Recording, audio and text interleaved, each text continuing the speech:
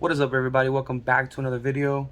For this video, we got the NGK Laser Iridium Premium Spark plugs. And depending on what kind of car you get, make sure you guys don't just get any one you guys see online. Make sure it is pre-gapped to your car and made for your car. Like, for example, going to different websites, they say certain spark plugs fit certain cars, and that's for a fact because they come pre-gapped. Unless you have a tool where you can gap it more, see where it's at, or if you need to close it down more, this tool is really recommended. Or I've seen other ones. There's like one that flips open into like a variety pack, whatever, and then there's like another one that has like a bunch of little rings on it. I just wanted to go old school because I've seen this and I've seen how this one works.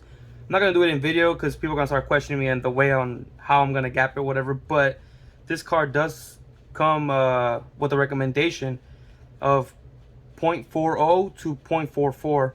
And these come standard with 0.44 for this certain model and this pre-gap setting. So depending which car you got, like I said, it's just going to be different. There's no other way to explain it. So what you're going to get inside, I got a set of 8, obviously, because it's a V8. This one only gets 8. Some cars might get more, some cars might get less. Like I said, you got to look it up for yourself. Look up how many you got to get. All that stuff. I can't really tell you what your car is recommended for. You just gotta do your own thing. So basically, I went ahead and checked every single one already. They're all basically the same. They don't show any difference whatsoever between them in size and the gap. So this is basically what you're gonna get. Right there, some wording on it, and then let me see if I can get it to zoom in on my phone. Come on. Makes it harder when it's in a video. There you go. So as you can see, it's already pre-gapped. But the gap ain't too big, it ain't too small. And to keep the argument short on what that means is, so basically, if the gap is bigger, my fault.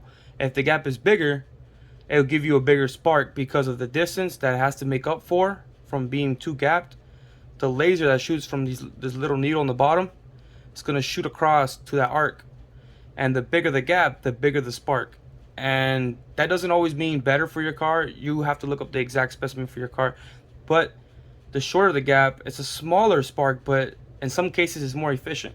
So if you're running like a boosted car, you're probably like at 0.22, 0.20, 0.18. That how I've seen, the way I've seen it on YouTube. That's the way they pre-gap it on some of those turbo cars that are like super tuned up.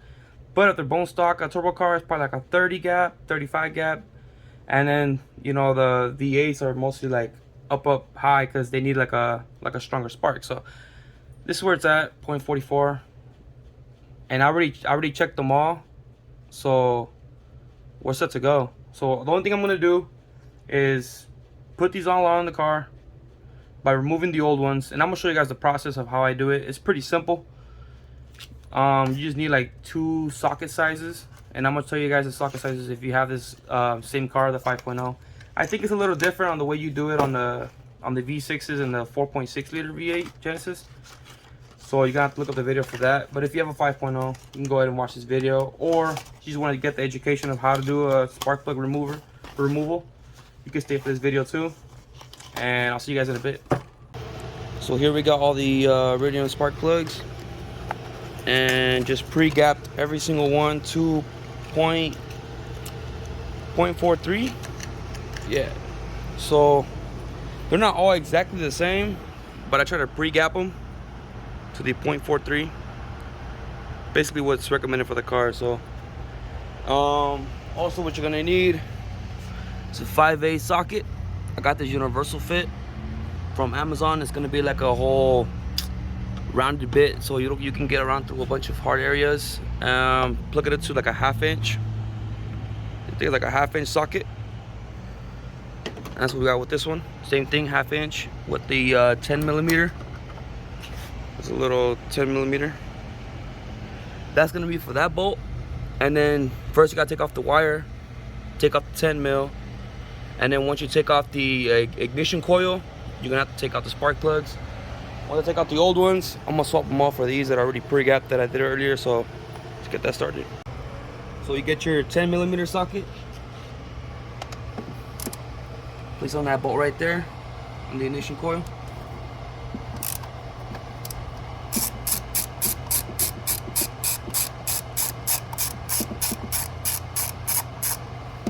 And then make sure you never drop the nails. These screws, because you're gonna need them again.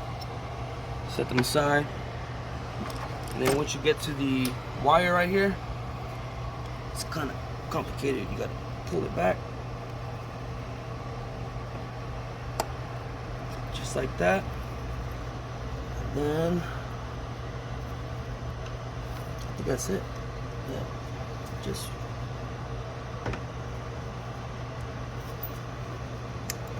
There you go. Pull it right off. Pull this wire off. Take out the 10mm. This will come out just like that.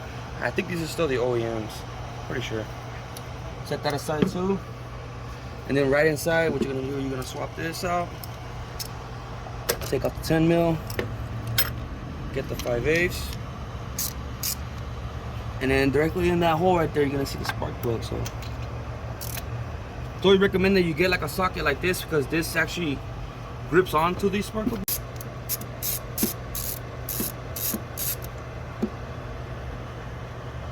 And there she is.